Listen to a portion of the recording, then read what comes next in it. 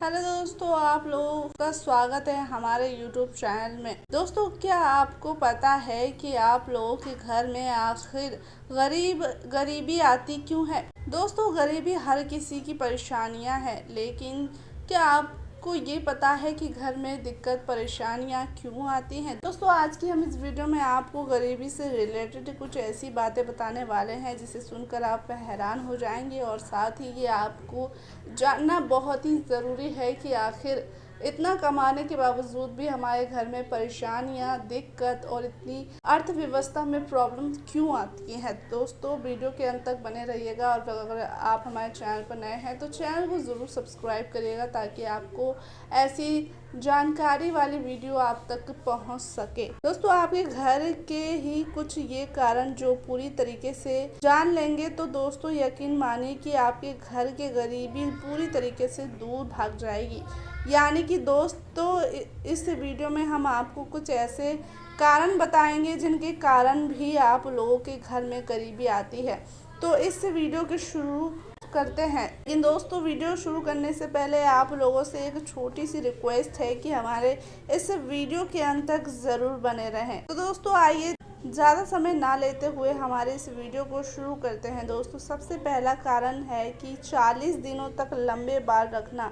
जी हाँ दोस्तों, बहुत से लोग इतना ज़्यादा अपने बड़े बड़े बाल रखते हैं कि उनको अपने बाल कटवाना बिल्कुल पसंद नहीं होता। दोस्तों, ये बात तो पूरी तरीके से विश्वास कर लीजिए कि अगर आप लोग 40 दिन से ज़्यादा बड़े बड़े बाल रखेंगे तो आप लोगों के घर में बहुत ज़्यादा परेशानियां आएंगी। साथ ही अगर आपने 40 दिन से ज़्यादा बड़े बाल रखे हैं तो साथ ही अपने बालों की पूरी तरीके से ये केयर नहीं करते तो दोस्तों आपके घर में परेशानियां आएंगी। वहीं दूसरी बात करें तो जब हमारे घर पर मेहमान आने पर बहुत ही साधारण नाराज़ होना तो ये आम बात है। आप जानते ही होंगे कि मेहमान भगवान के रूप में आते हैं, लेकिन लोग ऐसे भी हो जो मेहमान को देखने बाद बहुत ही ज़्यादा गुस्सा हो जाते हैं। आप लोगों के घर में कभी कोई भी मेहमान आए तो आप लोगों पर नाराज़ बिल्कुल नहीं होना चाहिए। अगर आप मेहमान पर नाराज़ हो जाएं तो वो भी आप नाराज़ हो जाएंगे। इसलिए दोस्तों, जब आप लोगों के घर में मेहमान आए तो आप लोगों को बिल्कुल भी नाराज़ होने की ज़रूरत नहीं है। आप लोगों से सिद्ध हो सके आप अपने मेहमान को खुश रखें, इससे मैं भगवान भी पूरी तरीके से खुश हो जाएंगे, और साथ आप पूरी तरीके से खुश हो जाएंगे और आपके घर की तरह की भी होती रहेंगी। दोस्तों, नंबर 3 पर है आमदनी से ज़्यादा खर्चा करना। इसका मतलब दोस्तों हमारे पास एक और 10 रुपये हैं तो हम 10 रुपये को खर्चा कर लेते हैं, और दोस्तों ये भी हमारे घर पर गरीबी हटाने का बहुत ही बड़ा कारण होता है। कई बार हम लोग ज़्यादा से ज़्यादा खर्चा कर देते हैं। दोस्तों, अगर आप लोग पैसे को सबसे ज़्यादा खर्च करने लगेंगे तो दोस्तों आप लोगों के घर में गरीबी हटाना तो स्वाभाविक है। चौथा है दोस्तों मेहमान और रिश्तेदारों से बदसलूकी करना। यानी कि दोस्तों आप लोगों के घर में कभी भी कोई मेहमान या रिश्तेदार आए तो आप लोग उनकी बेइज्जती तो बिल्कुल ना करें। दोस्तों, आप लोग ऐसा करते हैं तो दोस्तों आप लोगों के घर में गरीबी हटाना तो स्वाभाविक है। दोस्तों ऐसा करने से भगवान भी आप लोगों से पूरी तरीके से नाराज़ हो जाते हैं, और आप लोग के घर में गरीबी आती रहती है। इसलिए दोस्तों, जब भी कोई मेहमान रिश्तेदार हमारे घर आए तो उनकी हमेशा इज्जत करनी चाहिए, और उनको अपनी तरफ से जो होए उनकी इज्जत करो।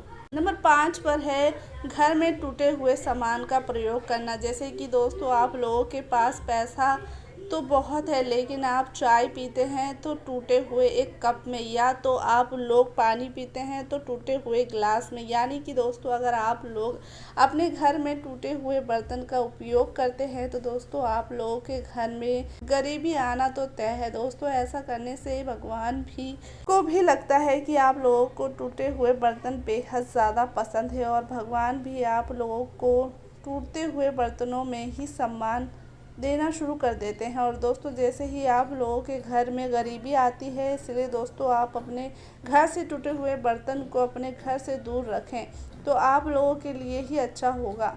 वहीं अगर दूसरी बात करें तो बेड पर उल्टा सोना। जी हाँ दोस्तों, उल्टा सोना बीमारियों को बुला देता है, और जब एक बार बीमारी आप लोगों के घर में आ जाती है तो आप लोगों के घर में डॉक्टर आकर आप लोगों का सारा पैसा ले जाती है। इसलिए दोस्तों, आप लोग कभी भी उल्टा ना सोएं। अगर आप लोग उल्टा सोते हैं तो दोस्तों आप लोगों के घर में गरीबी आना तो तय है।